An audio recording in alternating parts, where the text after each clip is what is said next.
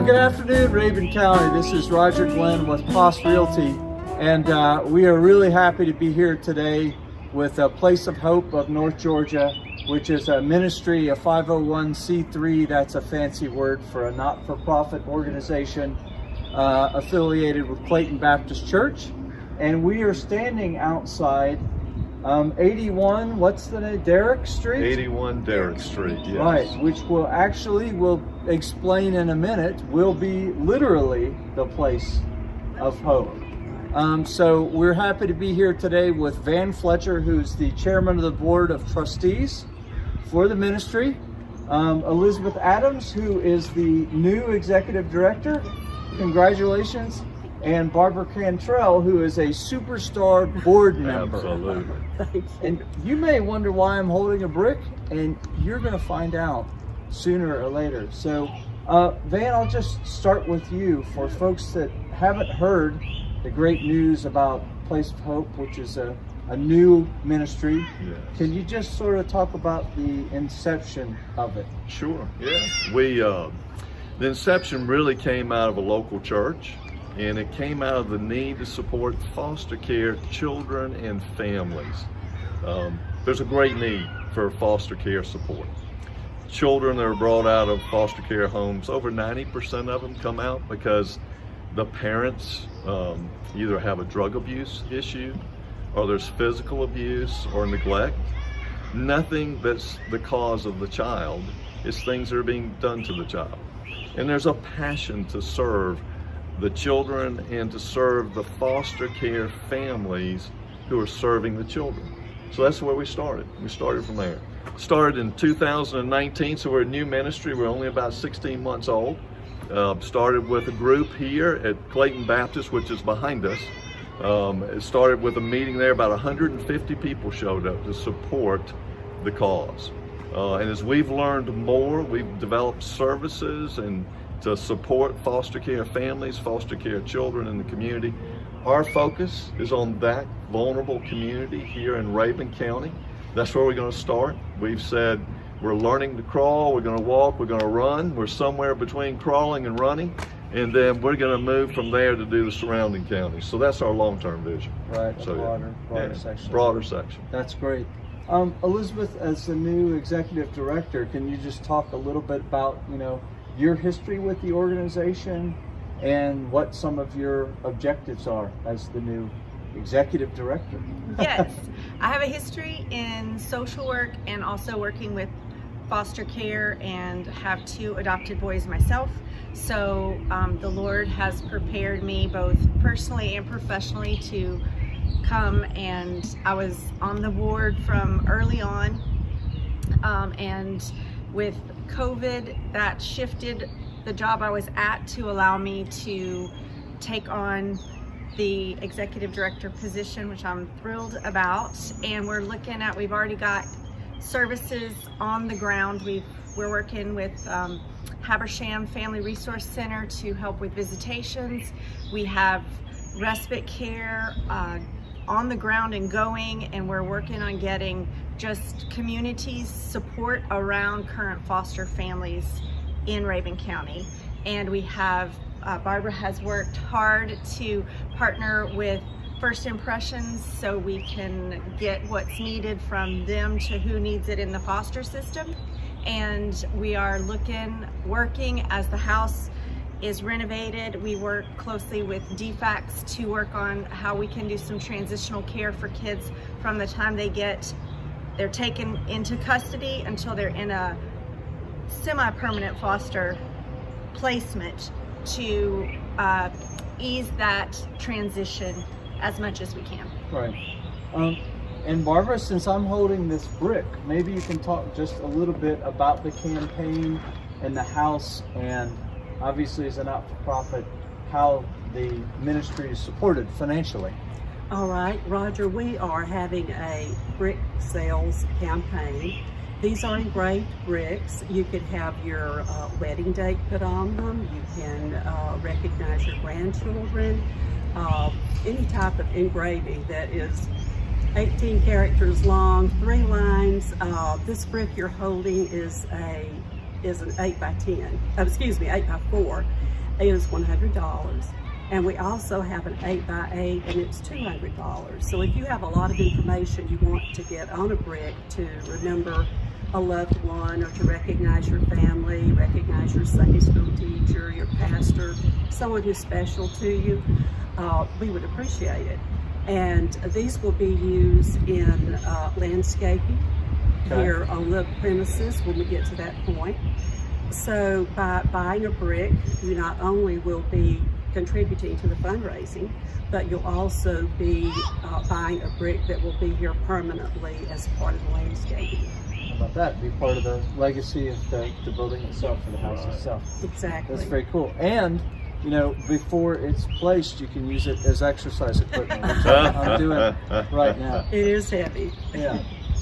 So Van, if you could talk about just sort of the importance of taking care of some of these children that are, you know, at risk, and you know what the community can kind of do to support that, even beyond, you know, the brick campaign, which of course any donation is tax deductible as a 501c3. I just like saying that a lot because it makes me sound like I know what I'm talking about. But, That's great. So yeah, a little more background to it as well. You know, when you look at foster care in the state of Georgia, there's like more than 12,000 kids in foster care in the state of Georgia. Right. On any given day, more than 18 kids will go into the foster care system. Wow. That's in the state. Yeah. And nationally, and Elizabeth was talking about the transition from the birth home into foster care. On any given night, 400 kids will spend the night in a hotel because there's no foster family for them to go to yet. Wow. That's across the country. In Rabun County, which is where we're focused here, there's between 30 to 40 children at any given point in time in foster families here in Rabun County. And a number of those children get relocated outside the county to other counties. You know, ultimately the goal would be to basically bring them back into the birth family to help educate and equip the birth family to take care of the child. Right. That's not always able to be done. Right. When a child gets relocated to another county, that becomes even harder to do. So when you think about 30 to 40 children in the county, and Elizabeth is so well equipped for this, each one of those children has a story, just like each one of us has a story. Each one of those kids has a story. And so behind that is a need to basically kind of get into that story, to understand how to help them the best, how to help the family help them the best. That takes a lot of time, energy, and effort. Right. And so as we remodel the house, that's, as you said, this is going to be our base. 81 Derrick Street will be our base. But more importantly is the relationships we build. And so we've been blessed, you know, how people can help us, how people can partner with us. Yeah. You know, prayer would be huge. We would appreciate prayer. Talents. If you've got a talent that you think could be useful to the ministry, we'd love to hear from you. And Elizabeth can tell you more about how to connect with us. Mm-hmm. And funding. You know, 501c3s, we live off funding, right? That's how we thrive. Right. And so we've been blessed that we have the funds to remodel the house. So we know we can get the house remodeled. Yeah. What we need is operating funds. So in our first year of operation, we estimate we need about $170,000 to operate the ministry, to hire great talent. I mean, we are blessed to have Elizabeth. That takes money to hire somebody like Elizabeth with her background. And there'll be other hires along the way. So, you know, right now, from a funding standpoint, what we need is operating funds. Yeah. And so anybody who's willing to support the ministry, we'd love for you to partner with us to support the ministry. So, yeah. I was going to say, so, you know, it occurs to me that I think sometimes when people hear foster care, they think, well, I am not prepared to bring a child into the home for whatever set of reasons. And fine, it's a personal choices, you know, because the last thing you want is for them to be someplace that they aren't truly welcome and they don't feel a passion for it. But the reality is there's lots of ways right here in Rabun County you can get involved with local children and local families without necessarily having to have a Yes. child into your home, Right. financially, or what about volunteers? We need volunteers. We need, so part of what Elizabeth is doing in the respite care component of the ministry is we're forming care communities. So and I'll let Elizabeth talk a little bit more about it because she understands it better than I do, okay? That's why Elizabeth's here.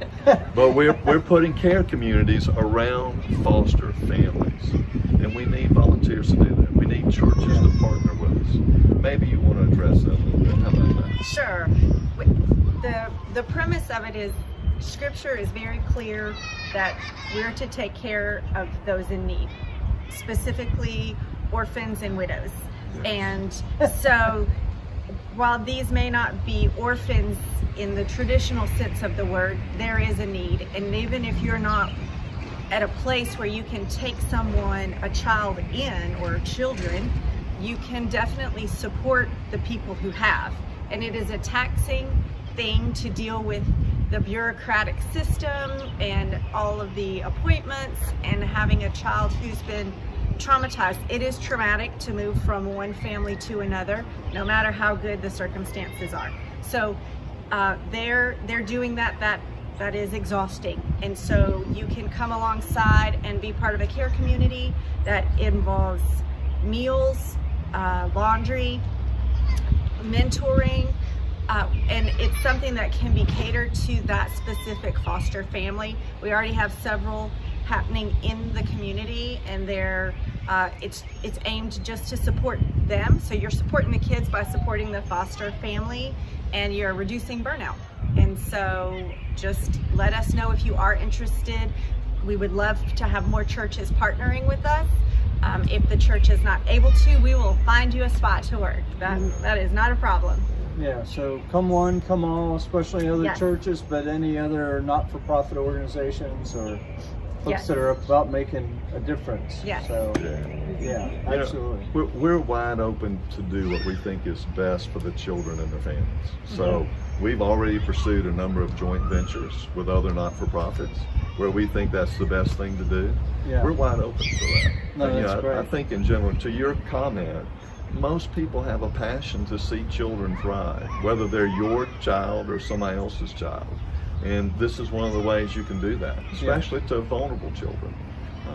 I think too, I don't pretend to be a subject matter expert at this, but the concept of caring for the biological family, and looking for opportunities to rehabilitate, remove some of the stressors, some of the things that may have been leading to or contributing to those conditions, with the goal of, the ideal situation being a reunification, Right. whatever That's the right Yeah, word that's is. it. That's it. Yeah, that's a great concept for care. So, and I don't know if we specifically said it, Barbara, but the house will be where the children are actually staying, subject to limitations, obviously, right? Right, that is true.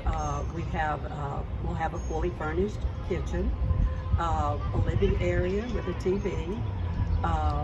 We actually have a handicapped accessible bathroom, so we'll be able to take care of different needs. Right.